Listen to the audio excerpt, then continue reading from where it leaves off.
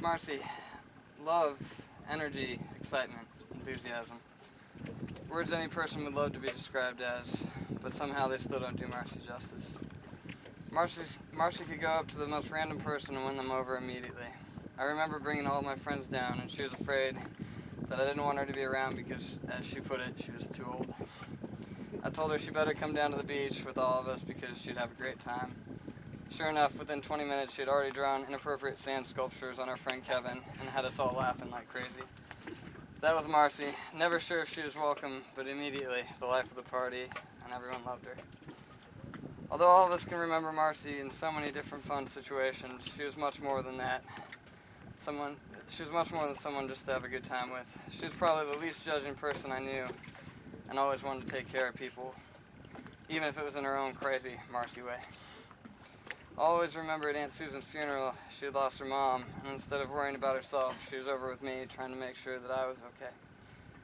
She'd call me when Dad had said something tough was going on in my life and make sure to tell me that that she loved me, probably like 30, 40 times. I believe that growing up with Marcy is what taught me to hug everybody all the time and tell them that I loved them more times than they ever wanted to hear.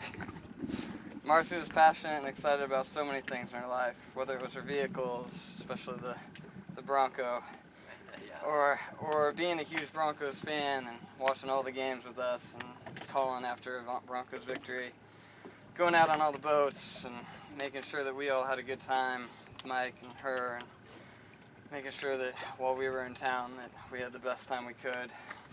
Her various new projects that were always a fun project. It was always with more energy than any of us could ever muster up. I think what she was most passionate about, though, was Tyler. I always asked about Ty and how she was doing, and every time I talked to her, but I had to make sure I had time to listen because she would go on about how amazing Tyler was forever and ever, and that she was her everything. Marcy had her problems just like all of us do, but what was nice about her is she didn't judge anybody else. I could always tell her something stupid I did because she wouldn't judge me. It's a rare quality these days, and I'll greatly miss it.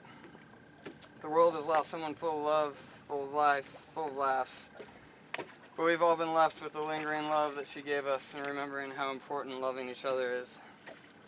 I'll miss you, Marcy, but I'm so happy you are now finally at peace.